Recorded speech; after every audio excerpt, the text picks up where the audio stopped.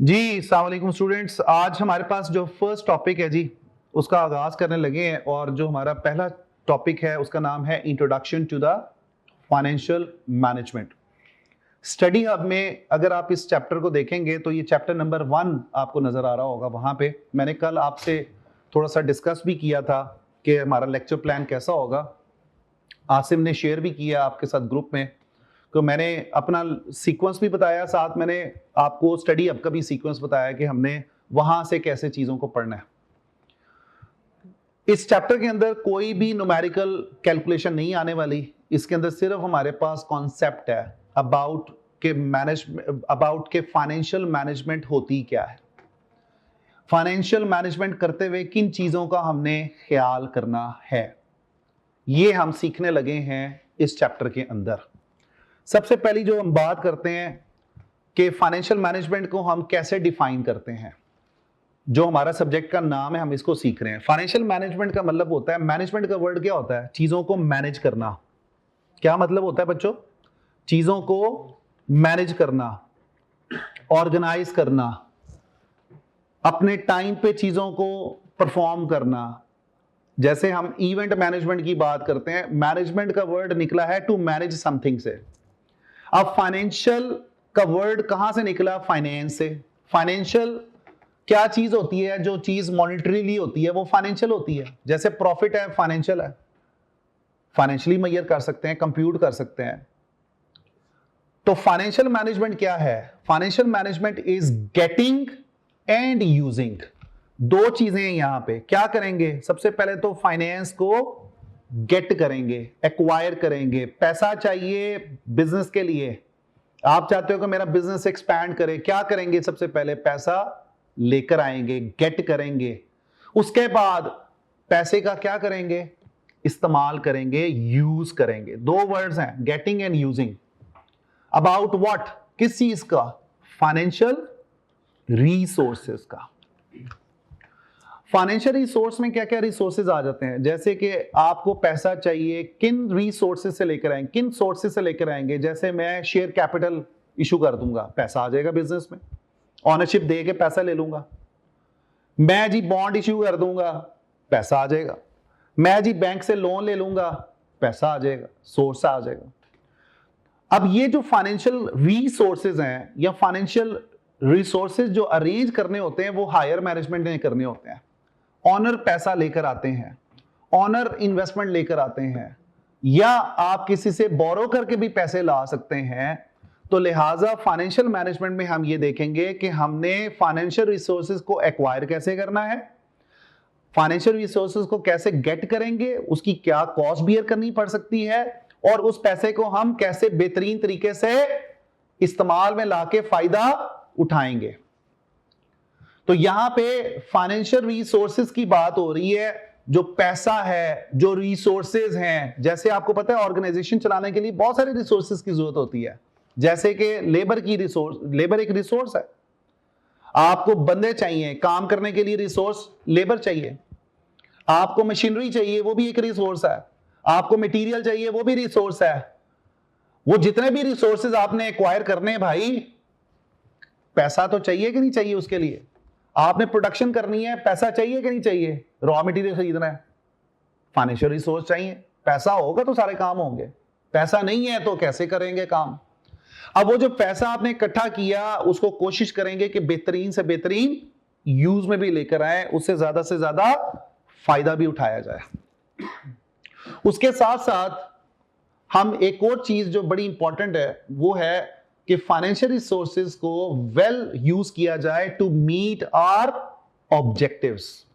Objectives को हमने बड़ी दफा पढ़ा है, goals, objectives, mission, vision, etcetera etcetera. देखो हर ऑर्गेनाइजेशन का अपना कोई ना कोई ऑब्जेक्टिव होता है, कोई ना कोई टारगेट्स होते हैं, कोई ना कोई गोल होता है। तो आप फाइनेंशियल रिसोर्सेज को क्यों मैनेज कर रहे हो? ताकि आप अपनी कंपनी के ऑब्जेक्टिव्स को अचीव कर सकें। इसकी छोटी सी एग्जांपल ले लेते हैं। मैं चाहता हूं कि यार मैंने एसीसीए करना है, मेरा ऑब्जेक्टिव है एसीसीए करना। एसीसीए करने के लिए फाइनेंशियल रिसोर्सेज चाहिए कि नहीं चाहिए? चाहिए ना। आपके वालिद साहब कहते हैं भाई आपने अपना गोल अचीव करना है, इस गोल को अचीव करने के लिए पैसे की जरूरत होगी। अब वो पैसे कई दफा क्या करते हैं वालिद साहब, अपनी जमीन बेच देते हैं, कोई एसेट बेच के आपकी फीस को स्पॉन्सर कर रहे होते हैं, कोई सेविंग यूज कर रहे होते हैं, कहीं से खुदा ना खासा उधार उठा लेते हैं। ठीक है बच्चों, अब वो फाइनेंशियल रिसोर्सेज को लेके तो आ रहे हैं, अब आपका और आपके वालिद साहब का काम है कि उन फाइनेंशियल रिसोर्सेज को कैसे इस्तेमाल में ला के, बुरे इस्तेमाल ला के अपने ऑब्जेक्टिव्स को अचीव किया जाए। तो यहां पे हम बात ही फाइनेंशियल रिसोर्सेज की करेंगे कि हमारा मेन रिसोर्स फाइनेंस है, फाइनेंशियल रिसोर्सेज को कैसे मैनेज किया जाएगा। अब हम आते हैं जी कि ऑर्गेनाइजेशन के अंदर कुछ हमारे ऑब्जेक्टिव्स, हम बात करने लगे हैं ऑब्जेक्टिव्स की, आखिरी चीज की पहले बात करने लगे हैं, जरा ध्यान देना है, ये बड़ी इंपॉर्टेंट चीज है। हम बात करेंगे, सबसे पहले समझेंगे कि ऑब्जेक्टिव्स कितनी तरह के होते हैं, गोल्स कितनी तरह के होते हैं और किस किस लेवल पे सेट किए जाते हैं। मैनेज करने की तो बात की बात है, पहले तो हम अपने गोल्स को, टारगेट्स को सीख रहे हैं कि यार वो कितनी तरह के होते हैं। तो पहले हम बात करते हैं कि जी कॉर्पोरेट ऑब्जेक्टिव्स होते हैं। 3 तरह के ऑब्जेक्टिव्स की हम बात करेंगे। आपने ये पढ़ा होगा, कॉर्पोरेट ऑब्जेक्टिव्स होते हैं, उसके बाद आपके बिजनेस ऑब्जेक्टिव होते हैं और कुछ ऑपरेशनल ऑब्जेक्टिव्स भी होते हैं, ऑपरेशनल गोल्स, कॉर्पोरेट गोल्स, उसके बाद आपके बिजनेस गोल्स और उसके बाद ऑपरेशनल गोल्स। कॉर्पोरेट ऑब्जेक्टिव्स क्या होते हैं? कॉर्पोरेट ऑब्जेक्टिव्स वो ऑब्जेक्टिव्स होते हैं जो हायर मैनेजमेंट डिसाइड करती है, ऐसे टारगेट जो स्ट्रेटेजिक लेवल के लोग डिसाइड करते हैं for the whole business.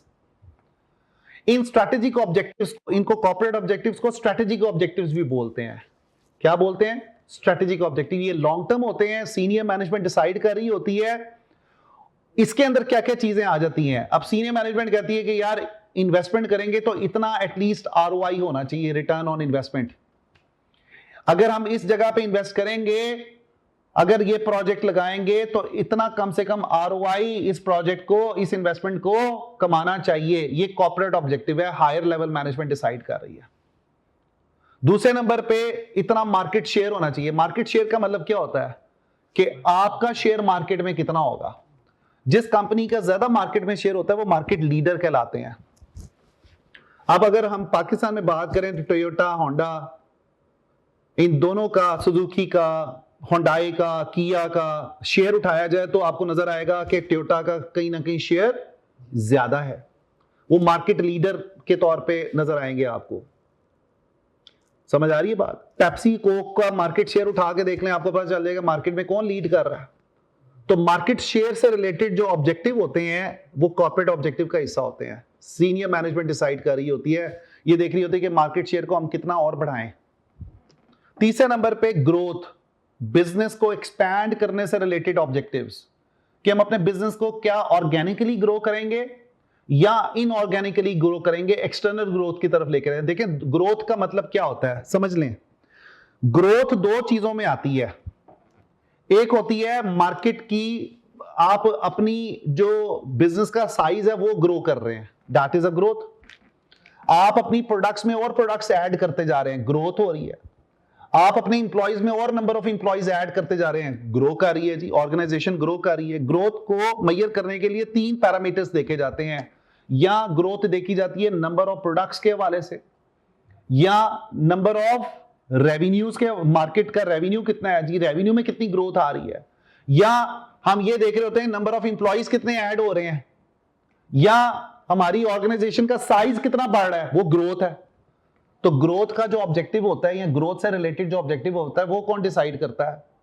That is also part of corporate objective.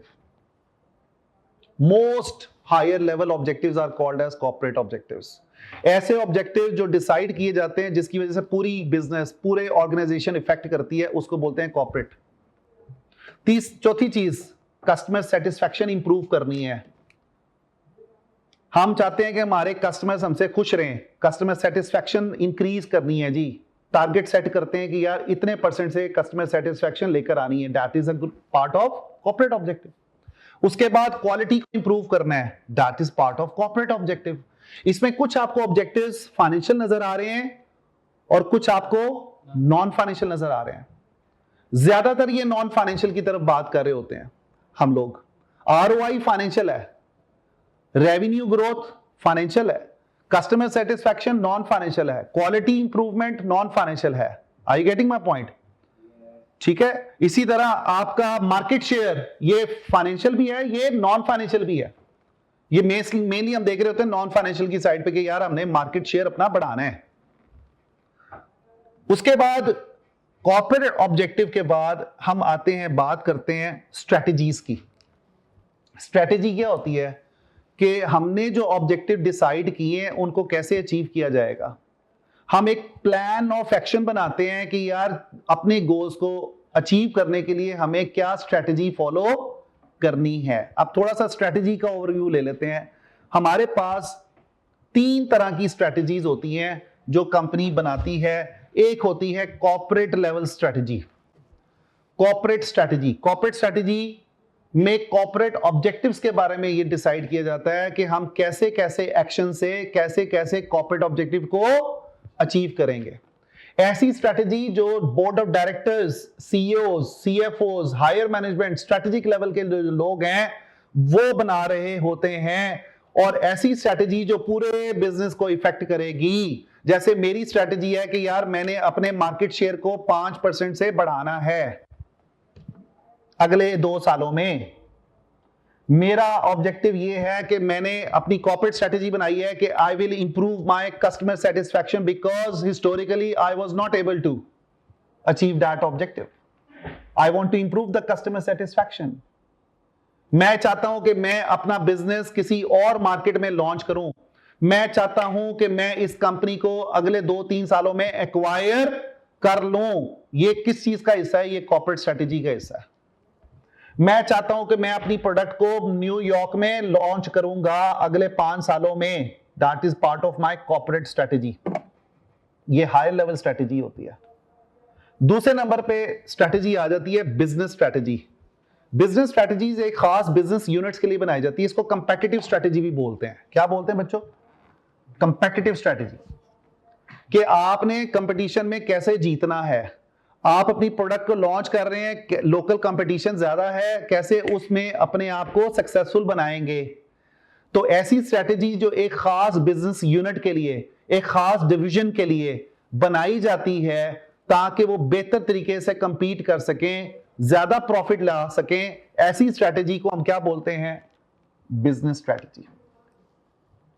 जैसे फॉर एग्जांपल मेरा एक डिवीजन है, मैं चाहता हूं कि यार उस डिवीजन में अपनी कॉस्ट को कट करूं। कितने % से कट करना है? That is part of my business strategy. तीसरी स्ट्रेटजी ऑपरेशनल स्ट्रेटजी बोलते हैं।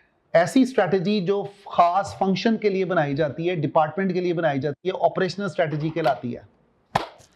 मैं चाहता हूं कि मेरी नंबर ऑफ ट्रांजैक्शंस जो सिस्टम में एंटर हो रही हैं उसमें एरर कम से कम हो। मैं अकाउंट्स का बंदा हूं, मैं चाहता हूं मेरी स्ट्रेटजी ये है कि मेरे एरर का रेट कम हो, मेरे नंबर ऑफ डिफेक्ट्स कम हो प्रोडक्ट के अंदर। ये फंक्शनल स्ट्रेटजी कहलाएगी या ऑपरेशनल स्ट्रेटजी कहलाएगी। आप मार्केटिंग के लिए स्ट्रेटजी बनाते हो कि मार्केटिंग कैसे करूंगा, वो ऑपरेशनल स्ट्रेटजी है। ऐसी स्ट्रेटजी जो आपको डे टू डे एक्टिविटीज को मैनेज करने में, ऐसी स्ट्रेटजी को क्या बोलते हैं? फंक्शनल या ऑपरेशनल स्ट्रेटजी बोलते हैं। मैं चाहता हूं कि मेरी नंबर ऑफ ट्रांजैक्शन ज्यादा सिस्टम में एंटर हो, फाइनेंशियल ट्रांजैक्शन की बात कर रहा हूं डेली बेसिस पे। मैं चाहता हूं कि मेरी ज्यादा ट्रांजैक्शन एंटर हो with less rate of defects और errors. So that is operational strategy को याद रखना है। इसको हम फंक्शनल स्ट्रेटजी भी बोलते हैं कि एक डिपार्टमेंट के लिए, प्रोडक्शन के लिए स्ट्रेटजी बना रहे हो, एडमिन के लिए बना रहे हो, फाइनेंस के लिए बना रहे हो, R&D के लिए बना रहे हो, यानी कि एक खास फंक्शन के लिए जो स्ट्रेटजीज बनाई जाती हैं उसको क्या बोलते हैं बच्चों? ऑपरेशनल स्ट्रेटजी बोलते हैं। एक खास बिजनेस यूनिट के लिए, एक खास सब्सिडियरी के लिए, एक खास डिवीजन के लिए आप चाहते हो कि वो अच्छा कंपीट कर सकें, मार्केट शेयर लेकर आ सकें। That strategy is made for part of business strategy. ऐसी स्ट्रेटजी जो पूरे ओवरऑल बिजनेस को इफेक्ट करेगी वो क्या कहलाएगी? Corporate strategy. और कॉर्पोरेट स्ट्रेटजी का जो हिस्सा है वो कॉर्पोरेट ऑब्जेक्टिव्स हैं। कॉर्पोरेट ऑब्जेक्टिव फाइनेंशियल भी हो सकते हैं और ज्यादातर नॉन फाइनेंशियल होते हैं। आगे चलते हैं। अब हम थोड़ा सा इसको लिंक कर रहे हैं कि गोल्स सबसे पहले क्या बनता है, कब सबसे पहले क्या हायरार्की क्या होती है, मिशन होता है। मिशन क्या होता है, पर्पस ऑफ एग्जिस्टेंस होता है, कंपनी क्यों एग्जिस्ट करती है। दूसरे नंबर पे क्या होता है, गोल्स होते हैं। मिशन से गोल्स डिराइव करते हो, गोल से ऑब्जेक्टिव्स लगाते हो, ऑब्जेक्टिव्स के बाद क्या होता है। अब ऑब्जेक्टिव दो तरह के होते हैं। ऑब्जेक्टिव्स आपके प्रॉफिटेबिलिटी से रिलेटेड भी हो सकते हैं, फाइनेंशियल भी हो सकते हैं और नॉन फाइनेंशियल भी हो सकते हैं। उसके बाद स्ट्रेटेजी बनाई जाती है कि कैसे हम अपने ऑब्जेक्टिव्स को अचीव करेंगे। स्ट्रेटेजी नाम ही किस चीज का है, प्लान ऑफ एक्शन के, यार कैसे मैंने अपने ऑब्जेक्टिव्स को अचीव करना है। आपने एसीसीए पास करना है, आप उसके लिए स्ट्रेटेजी नहीं बनाते थे, कितने घंटे पढ़ूंगा, कब पढ़ूंगा, दिन में पढ़ूंगा, रात को पढ़ूंगा, सोते हुए पढ़ूंगा, जागते हुए पढ़ूंगा, ठीक है। वो क्या है, वो आपकी स्ट्रेटेजी है। किससे पढ़ूंगा, कितने घंटे पढ़ूंगा, that is part of your strategy, क्योंकि आपने अपने गोल को अचीव करना है यार। पीछे आप एक सक्सेसफुल अकाउंटेंट बनना चाहते हो, that is your purpose, that is your mission. उसके बाद आपने गोल बनाए, ऑब्जेक्टिव बनाए, फिर उसके बाद फाइनेंशियल ऑब्जेक्टिव भी हो सकते हैं, नॉन फाइनेंशियल भी हो सकते हैं। स्ट्रेटेजी भी तीन तरह की बना सकते हो, बिजनेस, कॉर्पोरेट एंड ऑपरेशनल। अब जरा एक मिनट के लिए ध्यान दो कि जब आप फाइनेंशियल मैनेजमेंट कर रहे होगे, आपने फाइनेंशियल अफेयर्स को, फाइनेंशियल रिसोर्सेज को मैनेज करना है। और फाइनेंशियल जो रिसोर्सेज को मैनेज करना है, फाइनेंशियल रिसोर्सेज आपको कौन देते हैं, हायर मैनेजमेंट देती है। वही लेकर आएंगे ना पैसा, वही तो लेकर आएंगे सरमाया, ऑनर तो वही है। दूसरे नंबर पे भाई हमने ये भी देखा कि कॉर्पोरेट ऑब्जेक्टिव में फाइनेंशियल का भी टच है, फाइनेंशियल भी है, नॉन फाइनेंशियल है। कैसे हो सकता है कि बिजनेस कॉर्पोरेट स्ट्रेटेजी बनाए और प्रॉफिटेबिलिटी को इग्नोर कर दे। कैसे हो सकता है कि कॉस्ट रिडक्शन को इग्नोर कर दे। कैसे हो सकता है कि कॉर्पोरेट स्ट्रेटेजी बना रहे हो और आप ये नहीं सोच रहे, जैसे मैंने एक कंपनी को एक्वायर करना है, it is part of my corporate strategy, but I ignore the cost impact, I ignore the profitability impact of that investment which I am going to make in the business. आप समझ रहे हैं कि नहीं बात, जिस चीज को मैं समझाने की कोशिश कर रहा हूं। तो जब आप कॉर्पोरेट ऑब्जेक्टिव को अचीव करना चाहते हैं तो फाइनेंशियल ऑब्जेक्टिव भी कॉर्पोरेट ऑब्जेक्टिव का हिस्सा है, और फाइनेंशियल रिसोर्सेज जो है उसको भी हमें सामने रखना है। कोई भी कॉर्पोरेट ऑब्जेक्टिव को अचीव ही नहीं कर सकते जब तक आपके पास पैसा ही ना हो भाई। आप लाख प्लान कर लो चीजों को, आप लाख डिसाइड कर लो कि यार मैंने अपना बिजनेस यहां पे लॉन्च करना है, भाई कॉस्ट इन्वॉल्व है, पैसा इन्वॉल्व है। कैसे आप कस्टमर सेटिस्फेक्शन को इंप्रूव करना चाहते हो, बताओ मुझे। कस्टमर सेटिस्फेक्शन लाना चाहते हो, क्वालिटी को इंप्रूव करना चाहते हो, आपको नए प्लांट में इन्वेस्टमेंट चाहिए। उस प्लांट में इन्वेस्टमेंट के लिए आपको क्या चाहिए, पैसा चाहिए। इन्वेस्टमेंट होगी, आप लाख यहां पे प्रॉमिस कर लो कि हम अपनी आवाम के लिए ये कर लेंगे, वो कर लेंगे, ऐसे कर देंगे, वैसे कर देंगे, हाथ हिला ला के तकरीरों में जो मर्जी करते रहो, पैसा है नहीं आपकी जेब में, आप कंगाल फेर रहे हो, और आप वो कह लो कि यार मैं ये इतने बड़े बड़े मेगा प्रोजेक्ट लगा लूंगा दुबई जैसे पाकिस्तान में। हो सकता है? नहीं हो सकता। आपकी बहुत सारी कॉर्पोरेट स्ट्रेटजीज पैसा ना होने की वजह से फेल हो जाती हैं। आप आज अपना ऑब्जेक्टिव कहते हो मेरा एसीसीए ऑब्जेक्टिव है, आप अफोर्ड ही नहीं कर सकते एसीसीए, आपके पास पैसे ही नहीं है एसीसीए करने के, तो कैसे करोगे यार कॉर्पोरेट ऑब्जेक्टिव अचीव।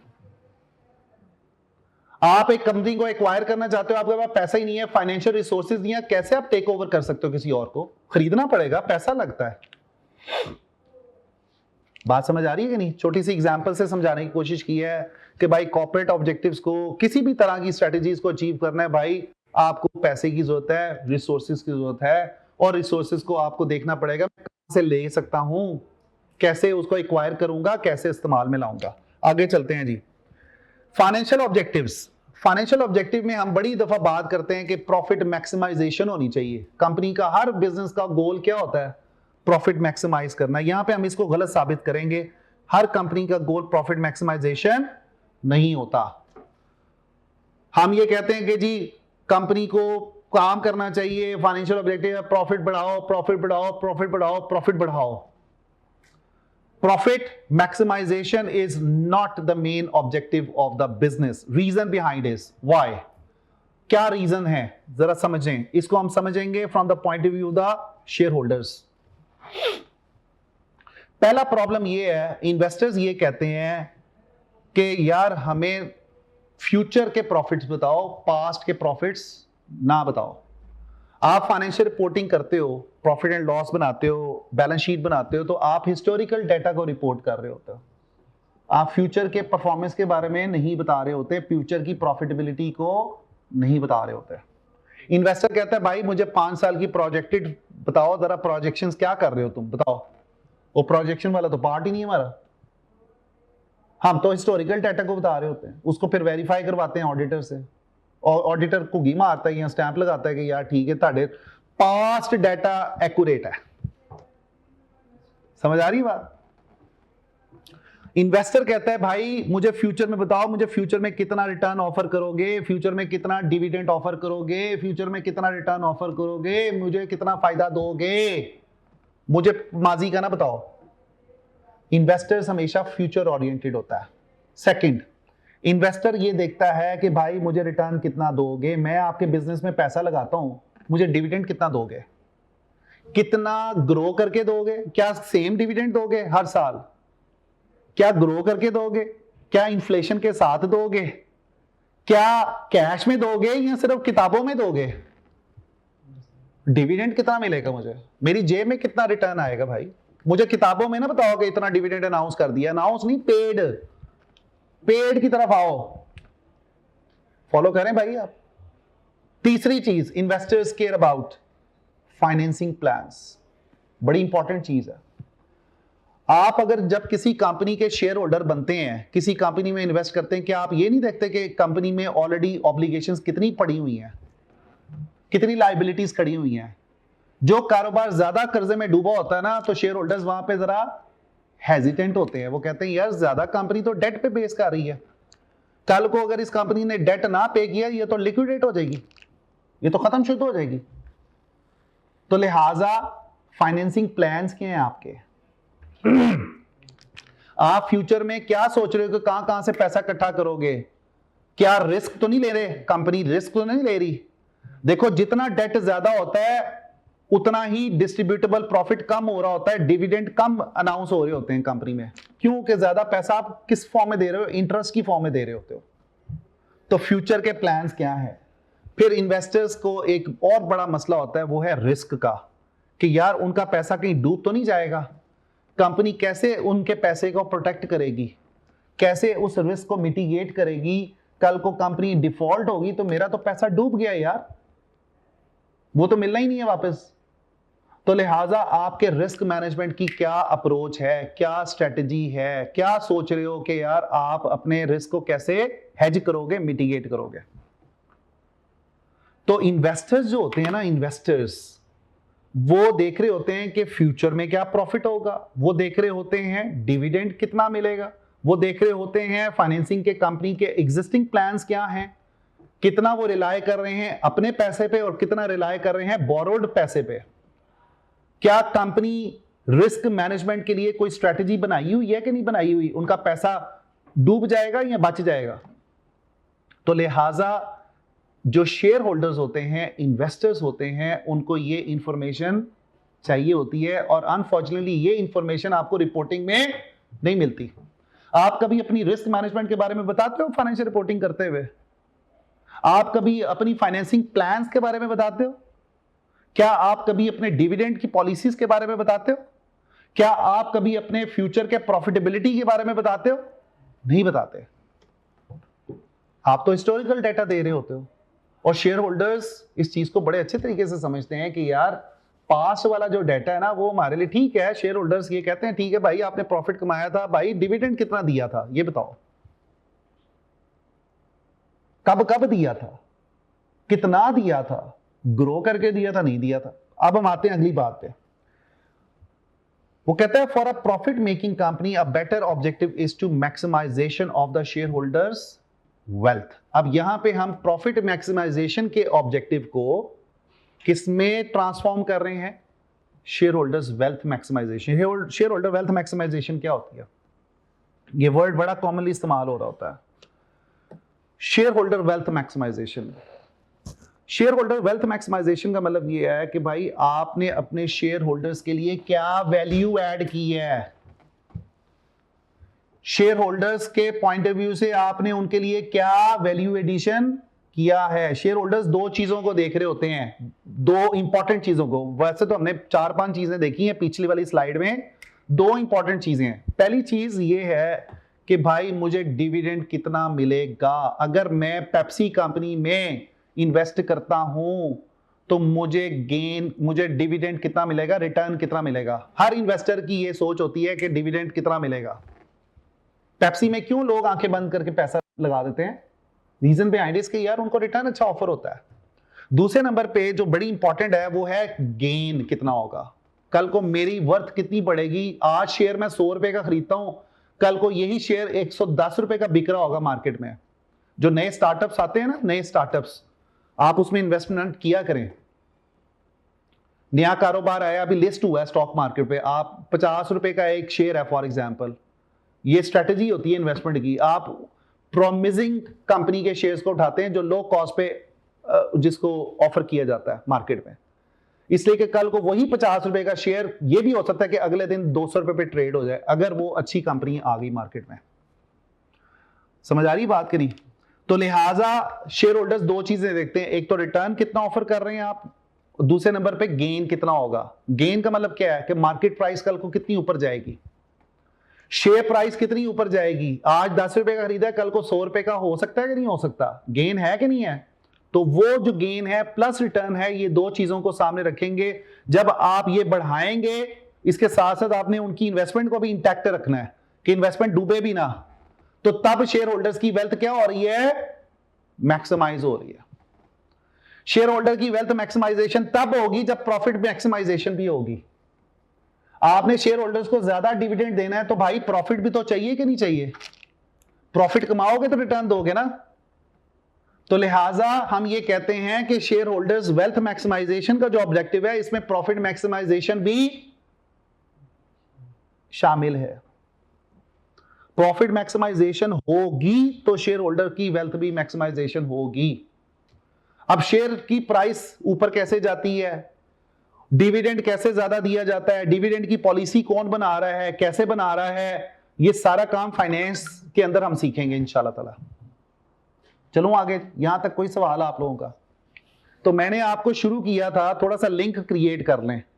मैं आपको कॉर्पोरेट ऑब्जेक्टिव की बात बता रहा था, फाइनेंशियल मैनेजमेंट की हमने बात शुरू की थी, फाइनेंशियल रिसोर्सेज की बात की थी ताकि हम अपने गोल्स को अचीव कर सकें। गोल्स को समझने के लिए कॉर्पोरेट स्ट्रेटेजी की भी बात हुई, बिजनेस ऑब्जेक्टिव की भी बात हुई, ऑपरेशनल ऑब्जेक्टिव्स की भी, गोल्स की भी बात हुई, कैसे अचीव किया जाएगा स्ट्रेटेजी की भी बात हो गई।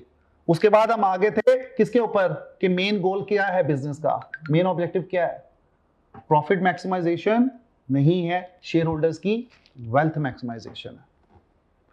हम यही काम कर रहे होते हैं बिजनेस में कि शेयर होल्डर की वैल्यू एडिशन क्या किया जाए, because investors are the most important stake holders in our business. अगर हम अपने इन्वेस्टर को, अपने स्टेक होल्डर को सेटिस्फाई नहीं रखेंगे, वो इन्वेस्टमेंट हमारे अपना पैसा निकालेगा, किसी और बिजनेस में लगा देगा। तो लिहाजा हमें उन्हें खुश रखने के लिए उनकी वेल्थ को बढ़ाना पड़ेगा। वेल्थ कैसे बढ़ेगी? एक तो रिटर्न अच्छा ऑफर करना पड़ेगा, साथ साथ क्या करना पड़ेगा, उनकी शेयर प्राइस को भी बढ़ा, गेन ऑफर करना पड़ेगा, तब जाके शेयर होल्डर की वेल्थ बढ़ेगी। आगे चलते हैं जी थोड़ा सा। Maximisation of the share holder wealth is measured by the share price if the company is listed. ये बात हो चुकी है। This is because the share price is theoretically the value of all future dividend. Students आगे चल के हम बात कर रहे होंगे कि ये जो शेयर प्राइस मार्केट में नजर आ रही होती है ना आपको शेयर्स की, कि यार आज इतनी की शेयर्स है, शेयर की प्राइस है, वो डिपेंड करता है कि कंपनी ने कितनी दफा डिविडेंड दिए हैं, कंपनी के डिविडेंड कितना पे किया है। डिविडेंड एक सिग्नलिंग इफेक्ट है। क्या है? सिग्नल देता है। जैसे लाइट एक सिग्नल है ना, इसी तरह डिविडेंड शेयर होल्डर्स के लिए सिग्नल होता है कि जितना अच्छा डिविडेंड आपकी कंपनी ऑफर करेगी, उसकी शेयर प्राइस भी आपको ज्यादा नजर आएगी। पेप्सी, कोका कोला की क्यों शेयर प्राइस ज्यादा होती है? क्योंकि वो डिविडेंड फ्रीक्वेंटली दे रहे होते हैं और बढ़ा के दे रहे होते हैं। ठीक है बच्चों, आगे चलते हैं। वो कहता है however sometimes a business reports a profit increase and the share price falls due to the manner in which they made the profit।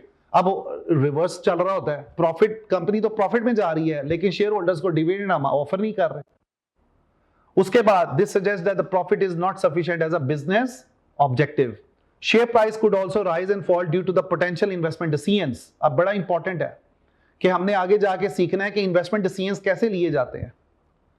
उसके बाद वो कहता है कि जी वेल्थ मैक्सिमाइजेशन वर्सेस सेटिस्फाइसिंग।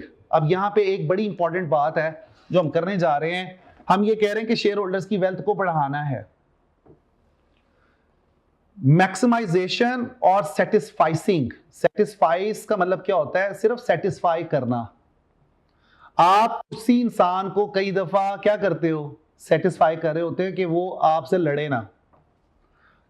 आप कहते हो कि यार इस मसले का हल निकालो यार, थोड़ा सा ना कर लेते हैं, निगोशिएट कर लेते हैं, गिव एंड टेक कर लेते हैं, सेटिस्फाई कर लेते हैं आपको।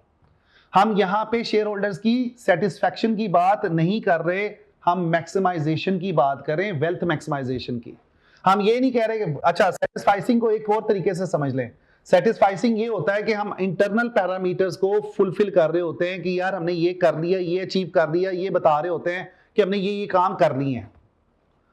मैक्सिमाइजेशन का वर्ड थोड़ा सा ऊपर का है। मैक्सिमाइजेशन में हम ये देखते हैं कि हम अपने शेयर होल्डर्स को कैसे खुश रख सकते हैं। हमने अपने पैरामीटर्स को तो पूरा कर दिया, हमने प्रॉफिट भी दे दिया, हमने वैल्यू एडिशन क्या की?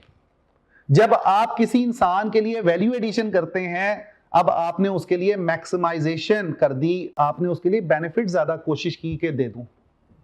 सेटिस्फाइंग में दोबारा से मैं बता देता हूं, सेटिस्फाइंग में आप क्या कर रहे होते हो कि एक एग्रीड पैरामीटर्स को फुलफिल कर रहे होते हो, जो उन्होंने डू और डोंट्स हैं वो पूरे कर दिए हैं। हम कहते हैं कि यार देखो ये चीज चाहिए थी, ये कर दिया, ये कर दिया, ये कर दिया, हमने आपके पैसे को जाया नहीं किया, ये देखें जी हमने प्रोटेक्ट कर दिया।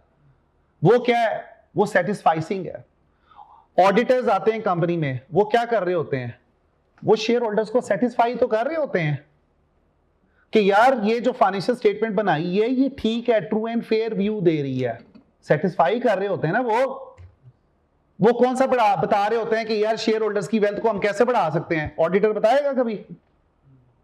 ऑडिटर्स के अंदर तो वो पोटेंशियल नहीं है, वो तो सिर्फ आपको एक एश्योरेंस दे रहा है कि यार जो काम आपने किया है आपने ट्रू एंड फेयर व्यू के साथ किया, आपने कोई एम्बेजलमेंट नहीं किया, आपने कोई फ्रॉड नहीं मारा। So they are trying to satisfy the shareholders who have inducted them. Auditors को कौन अपॉइंट करता है? शेयर अपॉइंट करते हैं। वो आए, वो उन्होंने आपको बता दिया, उन्होंने आपको सेटिस्फाई कर दिया, यार सब कुछ ठीक है यार, टेंशन वाली बात कोई नहीं है, तुम सुकून से बैठो, तुम्हारा पैसा कहीं नहीं जाएगा, कंपनी बड़ी अच्छी चल रही है, no going concern is there. Agreed? But what about the share holders wealth maximisation? So this is now gonna be a next step behind the beyond the satisfying. आप कोशिश कर रहे हो कि यार वो पैसा आपके बिजनेस में भी रखें और हम उनकी वेल्थ को बढ़ाते रहें। ये ऐसे ही है कि आज अगर मैं बैंक में 100 रुपया रखूं, क्या मैं ये नहीं सोचूंगा कि 100 रुपया कल को 200 रुपया बन जाए? कैपिटल एप्रिशिएट भी करें, साथ मुझे बैंक अच्छा प्रॉफिट भी दे इस्लामिक, मेरा पैसा भी ना डूबे, मुझे रिटर्न भी अच्छा मिले, मेरे कल को पैसे दुगना तिगना 4 गुना हो जाएं, तो हर इन्वेस्टर, हर रैशनल इन्वेस्टर का यही एक आइडिया होता है, यही उसका एक माइंडसेट होता है कि भाई पैसा बच भी जाए, बड़े भी, रिटर्न भी ज्यादा मिले। That is the value addition. जब आप वैल्यू एडिशन की तरफ जाते हैं तो फिर सेटिस्फैक्शन नहीं होती, फिर मैक्सिमाइजेशन होती है। यहां तक कोई सवाल, कोई चीज समझ ना आई हो? जी भाई, कोई सवाल है? जी पूछें। हाँ जी, जितने डिविडेंड्स आप, ये इसको मैं सिग्नलिंग इफेक्ट बोलता हूँ कि देखो कोई भी कंपनी में अगर आपने डिसाइड करना है कि इन्वेस्ट करूं या ना करूं, तो आप उनकी पिछली डिविडेंड की पेमेंट उठा के देखते हैं कि डिविडेंड कितना माजी में उन्होंने पे किया।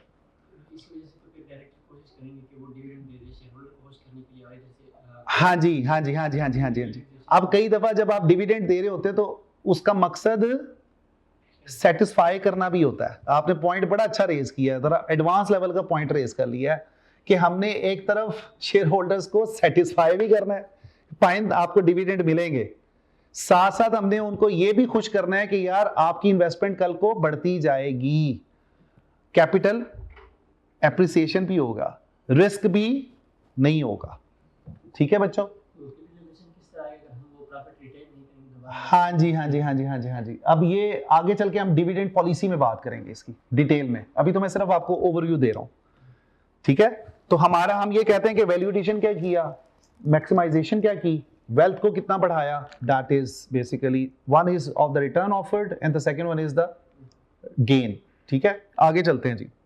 अब इसके अंदर एक बड़ा इंपॉर्टेंट रोल है, वो है एजेंसी थ्योरी का। आपको थोड़ा सा ना शुरू में, ये चूंकि थ्योरी है, ये बेस है आपकी अंडरस्टैंडिंग की, इसलिए आपको थोड़ा सा कंसंट्रेट करने के समझना पड़ेगा। हम इसके ऊपर ज्यादा बात नहीं करेंगे क्योंकि हम ये लॉ में भी पढ़ते हैं एजेंसी थ्योरी। और एजेंसी थ्योरी में क्या होता है, देखें प्रिंसिपल एजेंट रिलेशनशिप होता है, आपको पता है, और there is a divorce of ownership and management. Management कुछ और है और ओनरशिप कोई और है। ओनरशिप में कौन आ जाते हैं, शेयर होल्डर्स आ जाते हैं, इन्वेस्टर्स आ जाते हैं, वो owners, they are legal owners, they are called as principals. अब देखो, जब आप शेयर होल्डर्स की वेल्थ मैक्सिमाइजेशन के लिए काम कर रहे हो तो agents has to work in the best interest of the share holders, in the best interest of the principals. Are you getting my point? तो हम ये चाहते हैं कि हमारे प्रिंसिपल एजेंट का कोई प्रॉब्लम ना आए और उसके लिए कोई प्रॉब्लम ऑफ गोल कांग्रेस भी ना आए। तो जब हम profit share holder wealth maximisation को लेके चल रहे हैं तो इसका मतलब ये होना चाहिए कि जितने भी हमारे एजेंट्स हैं, बोर्ड ऑफ डायरेक्टर्स, वो कोई ऐसी पॉलिसी ना बनाए जिससे शेयर होल्डर्स की वेल्थ को नुकसान पहुंचे। उनका ऑब्जेक्टिव और एजेंट्स का ऑब्जेक्टिव भी क्या होना चाहिए, सेम होना चाहिए। डिफरेंट ऑब्जेक्टिव लेके चलेंगे, प्रॉब्लम ऑफ गोल कांग्रेंस आएगी। प्रॉब्लम ऑफ गोल कांग्रेंस आएगी तो क्या होगा, आपके लिए इश्यूज बन जाएंगे। अब हम आगे चलते हैं जी, हम बात करते हैं कि कैसे हम इस एजेंसी प्रॉब्लम को कम करेंगे। पहले नंबर पे हम रेगुलरली जो एजेंट्स हैं वो क्या करते हैं, फाइनेंशियल स्टेटमेंट्स प्रिपेयर करते हैं। कौन प्रिपेयर करता है, board of directors, CFO, the finance director is responsible for preparing the financial statements. Second is auditing financial statement.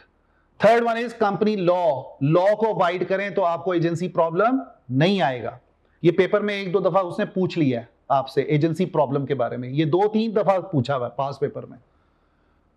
वो कहता है जी कैसे आप एजेंसी प्रॉब्लम को रिड्यूस कर सकते हैं, कैसे चाहेंगे कि आपके जो एजेंट्स हैं वो आपके इंटरेस्ट में, शेयर होल्डर्स के इंटरेस्ट में काम करें ताकि उनकी वेल्थ मैक्सिमाइजेशन हो जाए। पहला काम फाइनेंशियल स्टेटमेंट को रेगुलरली प्रिपेयर करना, उसके बाद उसको वेरीफाई करवाना, ऑडिट करवाना। तीसरे नंबर पे लॉ को अबाइड बाय करना, कंपनी लॉ को फॉलो करना, जिसकी वजह से एजेंसी प्रॉब्लम कम होगा। चौथे नंबर पे एजीएम या ईजीएम कंडक्ट करवाना। समझ आ रही है बात? अभी मैं इसको डिटेल में जाऊंगा। और पांचवें नंबर पे रिवॉर्ड स्कीम अच्छी ऑफर करो अपने एजेंट्स को ताकि वो आपके फायदे के लिए काम करें। जैसे कि उनको अच्छी सैलरी ऑफर्स करो, उनको अच्छे बोनसेस दो, उनको शेयर ऑप्शन प्लान दे दो, उनको कोई इंसेंटिव्स ऐसे दे दो, उनको पेंशन प्लान ऐसे दे दो ताकि आपका इंटरेस्ट और उनका इंटरेस्ट बेहतरी की तरफ जाए। समझ आ रही है बात कि नहीं? अब नेक्स्ट हम बात कर रहे हैं कि एजीएम और ईजीएम कैसे हेल्प करती है एजेंसी प्रॉब्लम को कम करने में। ध्यान से समझना है, ये पूछा भी है आपसे पेपर में थ्योरेटिकली। वो ये कहता है यार एजेंट, प्रिंसिपल एजेंट प्रॉब्लम आ रहा है, एजेंट्स अपने काम कर रहे हैं, प्रिंसिपल के इंटरेस्ट में काम नहीं कर, कैसे करोगे उसको manage? With the help of AGM और ईजीएम। एजीएम बोलते हैं एनुअल जनरल मीटिंग को और ईजीएम बोलते हैं एक्स्ट्रा ऑर्डिनरी जनरल मीटिंग को। जब आपके सामने बहुत बड़ा क्रिटिकल इशू आ जाता है ना तो उसके लिए ईजीएम बुलाई जाती है। एनुअल जनरल मीटिंग में आपके फाइनेंशियल स्टेटमेंट्स वगैरह प्रिपेयर की जाती हैं, बोर्ड को प्रेजेंट किया जाता है। मैंने यहां पे थोड़ा सा कोशिश की आपको बताने की। AGM and EGM reduce agency problem bye promoting transparency, accountability and shareholders engagement, allowing shareholders to monitor management, question decisions, influence strategy and hold leadership responsible for performance। ये हर साल जो कंपनी की एजीएम होती है ना उसमें हम क्या करते हैं, शेयर होल्डर्स सही वोट लगाते हैं अपने डायरेक्टर्स की, क्या किया, कितना प्रॉफिट कमाया, ठीक है, कहां पे कितना पैसा खर्च किया, बताओ जरा, ये ऐसा क्यों हुआ, ये वैसा क्यों हुआ। अकाउंटेबल किया जाता है किसको, एजेंट्स को। कौन अकाउंटेबल कर रहा है? Share holders. फिर ये पूछा जाता है जो मैनेजमेंट ने ये डिसीजन लिया, ये गलत डिसीजन है, क्यों आपने ये डिसीजन लिया, किस बेस पे डिसीजन लिया, क्या बेस थी? क्वेश्चनिंग करते हैं आप एजीएम के अंदर। ईजीएम, वो कहते हैं AGM provide a structured forum for financial review and leadership appointment while EGM address urgent issues ensuring that management actions remain aligned with the shareholders interest through the regular communication and collective decision making। जहां पे कहीं पे आप गलत काम कर रहे होते हैं, शेयर होल्डर्स का इंटरेस्ट वायलेट कर रहे होते हैं, वहां पे फौरन ईजीएम बुलाई जाती है, लाइन हाजिर कर दिया जाता है, आ जाओ इधर, तुमने ये गलत फैसला किया था, तुमने क्यों सीईओ को हटा दिया, तुमने ये काम क्यों कर। जहां पे अर्जेंट मैटर आ जाता है वहां पे ईजीएम का अमल दखल आ जाता है। और ईजीएम कई दफा बुलाई जाती है आपके स्टेक होल्डर्स को सामने रखते हुए कि आपने कोई चीज ऐसी कर दी है, इतना बड़ा ब्लंडर मार दिया है, या इतनी बड़ी गलती कर दी है, इतना बड़ा इशू क्रिएट कर दिया है जिसकी वजह से कंपनी को ईजीएम बुलानी पड़ गई। I getting my point? तो एजीएम और ईजीएम भी इसलिए बुलाई जाती है ताकि एजेंट्स को पकड़ दिया जाए, उनको अकाउंटेबल बना दिया जाए, उनको अपनी डोमेन में रहते हुए वो काम करते रहें। उसके बाद जी नेक्स्ट हम बात करते हैं प्रॉफिट मैक्सिमाइजेशन की, और फिर उसके बाद हम आगे चलते रहेंगे चीजों को लेके। वो कहता है प्रॉफिट मैक्सिमाइजेशन। अब दोबारा से हमारे हैं प्रॉफिट मैक्सिमाइजेशन होती है और शेयर होल्डर वेल्थ मैक्सिमाइजेशन होती है। अब थोड़ा सा देखते हैं कि प्रॉफिट मैक्सिमाइजेशन से क्या मुराद है और कैसे मैयर किया जाता है उसको। हम कहते हैं कंपनी ने बड़ा प्रॉफिट कमा लिया, कैसे मैयर करोगे? उसके लिए क्या पैरामीटर्स होंगे? वो कहता है focusing on profit could mean undue risk and short termism. हम जब कहते हैं ना यार कंपनी बड़ा प्रॉफिट बढ़ा रही है, बड़ा बढ़ा रही है, शायद ये भी हो सकता है कि वो सिर्फ शॉर्ट टर्म में बढ़ा रही है, लॉन्ग टर्म को सामने नहीं रखते। Share holders wealth maximisation long term के लिए है, प्रॉफिट मैक्सिमाइजेशन शॉर्ट टर्म के लिए है। प्रॉफिट मैक्सिमाइज करने के लिए कई दफा आप क्या करते हो, मैनिपुलेट भी कर देते हो, चीजों को बढ़ा के दिखा देते हो कि यार ये देखो कितना अच्छा प्रॉफिट कमाया इस दफा। Second, there is a problem that profit can be manipulated using the financial accounting unlike cash. So maybe profit maximization focus on financial profit too much and not enough on cash generation. Cash generation liquidity management की बात हो रही है, working capital की बात हो रही है। तो हम जब फाइनेंशियल स्टेटमेंट प्रिपेयर करते हैं तो हमारा फोकस किस पे ज्यादा होता है? प्रॉफिटेबिलिटी पे होता है। अब कैसे हम इसको मैनेज करेंगे, उसके लिए एक वन ऑफ द इंडिकेटर होती है, इंडिकेशन होती है प्रॉफिट मैक्सिमाइजेशन के लिए, जिसको हम बोलते हैं EPS, earning per share. Earning per share, it is a indication of profit maximisation earning for every given share, that is EPS. उसके बाद हम बात करते हैं स्टूडेंट्स के की ऑब्जेक्टिव्स ऑफ फाइनेंशियल मैनेजमेंट। अब ये हम बात करने लगे हैं कि हमारा रोल क्या होगा। ऑब्जेक्टिव्स को पढ़ लिया, फाइनेंशियल रिसोर्सेज को पढ़ लिया, प्रॉफिट मैक्सिमाइजेशन को समझ लिया। अब हम बात करते हैं कि जी फाइनेंशियल मैनेजमेंट करते हुए हमने किन चीजों का ख्याल करना है। तीन मेन एस्पेक्ट्स हैं। पहला, create wealth for the business and for the share holders. आप अपने लोगों की वेल्थ में इजाफा करेंगे, आप अपने शेयर होल्डर्स की वेल्थ में इजाफा करेंगे, बढ़ाने की कोशिश करेंगे, एक दफा नहीं कॉन्टिन्यूसली करते रहेंगे, बढ़ाते रहेंगे, बढ़ाते रहेंगे, बढ़ाते रहेंगे ताकि वो सेटिस्फाइड रहें। Second is we will be dealing with the cash generation, के पैसे को पैसा कैसे अट्रैक्ट करेगा, पैसे से पैसा कैसे बनाएं, कैश कैसे करें। तीसरा, के रिटर्न ऑन इन्वेस्टमेंट हम अच्छा प्रोवाइड करें, bearing in mind that there is less riskiness. Business में पैसा भी लाना है, रिस्क भी कम ऑफर करना है। तो हमारी जो मेन डिस्कशन है बच्चों वो रिस्क मैनेजमेंट की है, हमारी जो मेन डिस्कशन है वो किस चीज की है, वर्किंग कैपिटल मैनेजमेंट की है, हमारी जो मेन डिस्कशन है वो किस चीज की है, शेयर होल्डर वेल्थ क्रिएशन की है। उसके बाद हम बात करते हैं जी की decision with financial management, acquisition of resources.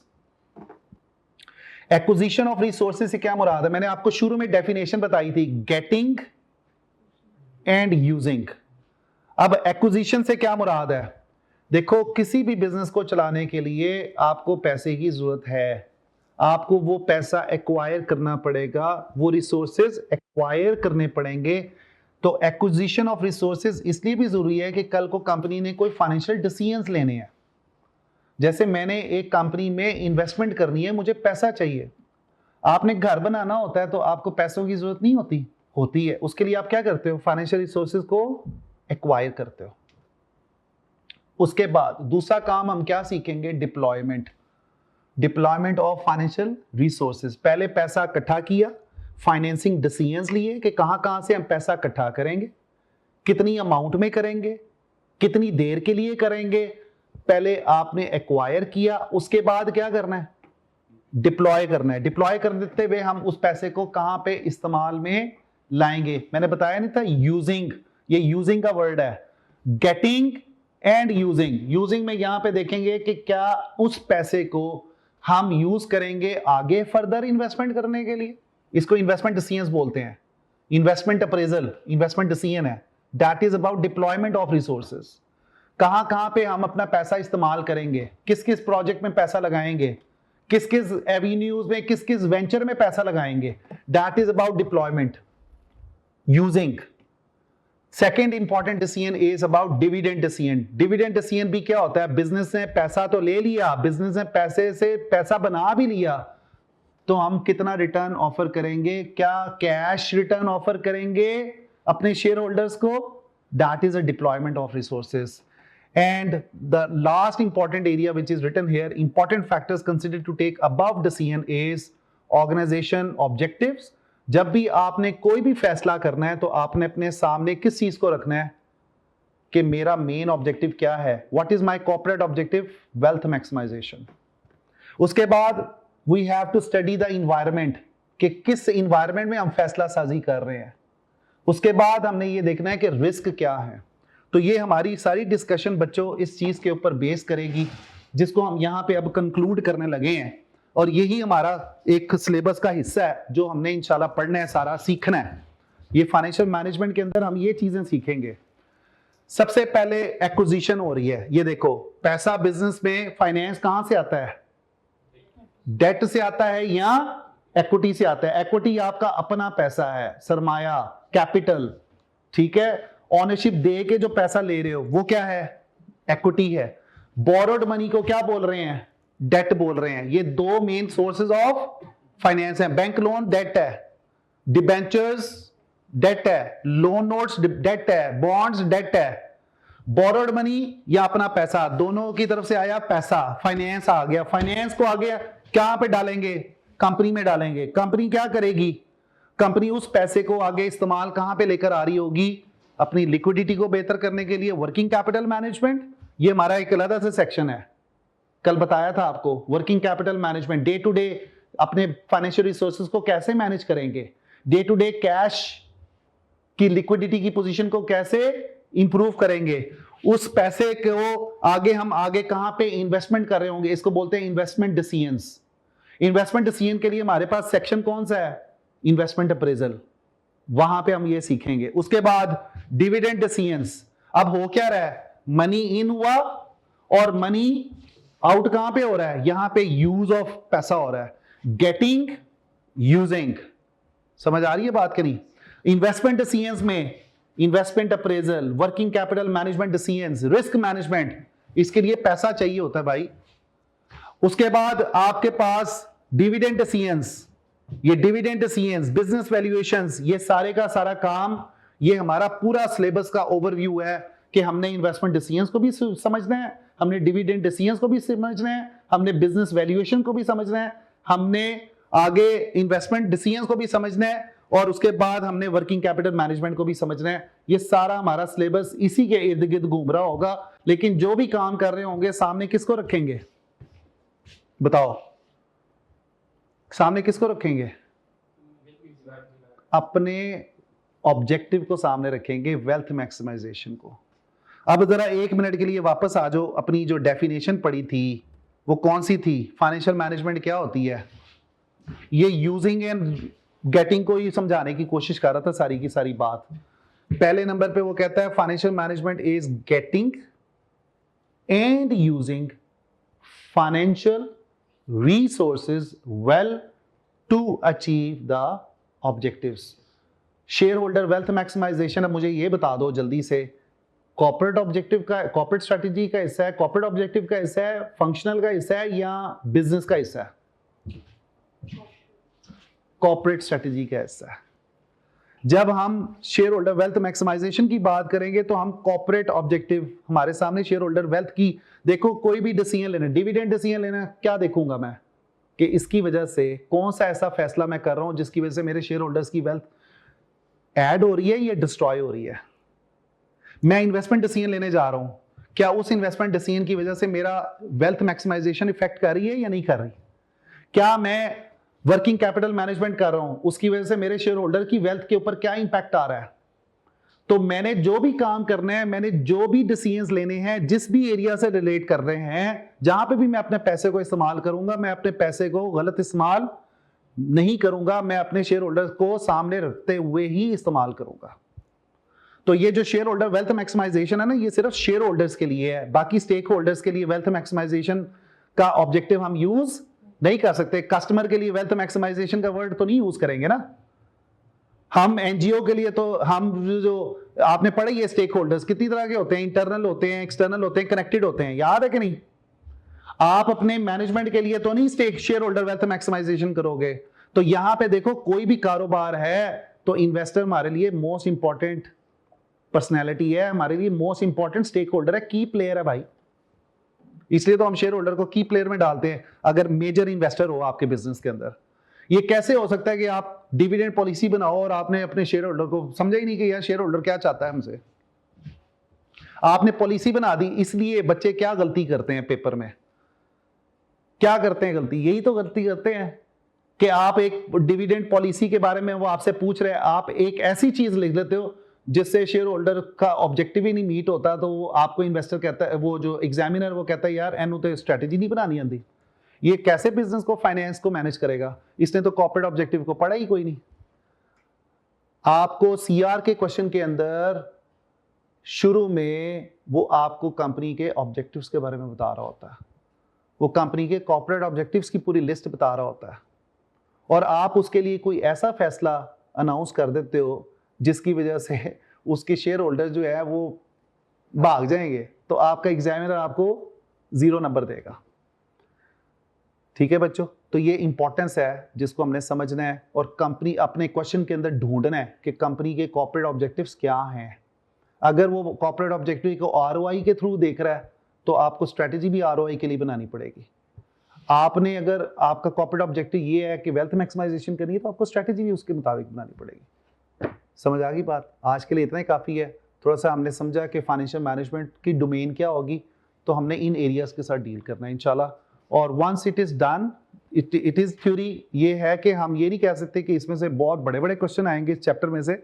इसमें से बच्चों आपको एमसीक्यूज भी आ सकते हैं और एमटीक्यूज भी आ सकते हैं। और दूसरा ये कि सीआर का हर क्वेश्चन में आपको कंपनी के बारे में वो पूरा प्रोफाइल बताता है कि कंपनी के क्या कॉर्पोरेट ऑब्जेक्टिव्स हैं। ठीक है, तो वो आपको समझने में ना हेल्प आउट हो गई है कि बिजनेस के ऑब्जेक्टिव्स को आप बेहतर तरीके से अंडरस्टैंड कर सकते हैं if you have gone through this chapter. ठीक है, यहां तक आपको कोई चीज अगर समझ ना आई तो मुझे बताएं। जी आसिम भाई, जी भाई समझ आ गई है जी? क्या समरी बनाएंगे खुजैमा आप आज की डिस्कशन की? समरी बता दें, जो करक्स है वो क्या है।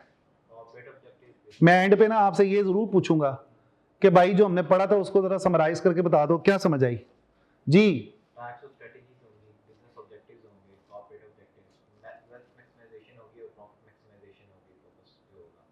बात तो हमारी इसी के बारे में घूम रही थी, लेकिन करक्स क्या है इस चीज का? भाई अनीस ही नाम है ना? हारिस भाई क्या समझ आई, करक्स क्या है इसका?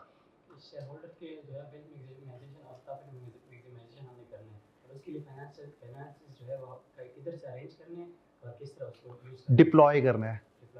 हम वो रिसोर्सेज को कैसे एक्वायर करेंगे और उसकी डिप्लॉयमेंट कहाँ पे करेंगे। ठीक है, और अपने ऑब्जेक्टिव्स को, जो मेन ऑब्जेक्टिव है अब हम प्रॉफिट मैक्सिमाइजेशन की ऑब्जेक्टिव की बात नहीं करेंगे, दैट इज नाउ रिप्लेस। अब अपनी डिक्शनरी से ना, जब आप एफएम पढ़ रहे हैं तो अब अपनी डिक्शनरी से प्रॉफिट मैक्सिमाइजेशन के ऑब्जेक्टिव को साइड पे कर दें। हाँ, प्रॉफिट मैक्सिमाइजेशन आपको हेल्प आउट जरूर करता है। किस चीज में? वेल्थ मैक्सिमाइजेशन में। शेयर होल्डर्स की प्रॉफिट नहीं होगा तो कैसे वेल्थ मैक्सिमाइज करोगे? ठीक है, ये बात समझ आ रही है कि नहीं? तो हमारी जो मेन चीज थी वो ये था कि कंपनी के ऑब्जेक्टिव्स क्या हैं, उन ऑब्जेक्टिव्स को कैसे मीट किया जा सकता है। उनमें से one of the main objective was share holders wealth maximisation and the corporate objective shareholder wealth, where does it comes in? Part of corporate objective. Corporate जो भी ऑब्जेक्टिव होता है वो पूरी ऑर्गेनाइजेशन को इफेक्ट करता है मेरा बच्चा। वो एक यूनिट के लिए नहीं बनाया जा रहा, वो एक फंक्शन के लिए नहीं बनाया जा रहा, वो तो आपकी पूरी ओवरऑल बिजनेस के लिए स्ट्रेटेजी बनाई जा रही है। पेप्सी वाले कॉर्पोरेट ऑब्जेक्टिव जब डिसाइड करेंगे तो वो क्या पाकिस्तान के लिए कर रहे होंगे? नहीं, वो पूरी दुनिया के लिए कर रहे होते हैं। समझ आ रही बात? तो इस चीज को मेरा बच्चा बड़े ध्यान से आपने कल स्टडी हब से पढ़ के आना है। कहां से पढ़ के आना है? स्टडी हब से पढ़ के आना है। जितना भी मैंने आपको पढ़ाया, साथ में इंशाल्लाह आपको स्लाइड्स आज भेज दूंगा, साथ भी अपनी किताब भी भेज दूंगा एफएम की, और साथ साथ आपको जो नोट्स वगैरह जो चीज़ें चाहिए आपको इस पेपर को तैयार करने के लिए वो आपको मिल जाएंगी। लेकिन मैं आपसे ये चाह रहा हूँ कि कल स्टडी हब से आप जब पढ़ के आएँ और जब मैं आपसे क्वेश्चनिंग करूं तो आपको पता हो चीज़ों का, और इसी बारे में वो बात बार बार कर रहा है, ऑब्जेक्टिव्स को समझा रहा है, वो आपको अब टारगेट्स के बारे में बता रहा है। ठीक है, तो ये टॉपिक बड़ा इंपॉर्टेंट है, इसलिए कि आपको ये बता रहा है कि यार आगे आपने क्या चीज़ें सीखनी है। आपका जो फाइनेंस मैनेजर है ना, वो सिर्फ अंदर नहीं बैठ के काम कर रहा होता, वो बैंक्स के साथ जाके क्या कर रहा होता है? मीटिंग्स कर रहा होता है, निगोशिएट कर रहा होता है, वो कोशिश कर रहा होता है एक्वायर किया जाए। ठीक है, उसके बाद पैसा लाता भी है, उसको आगे यूज भी कर रहा होता है कि कहां कहां पे किस किस एवेन्यू पे मैंने उसको इस्तेमाल करना है, और बचा भी रहा होता है। ठीक है बच्चों, thank you very much, see you इंशाल्लाह tomorrow at the same time. जितना पढ़ा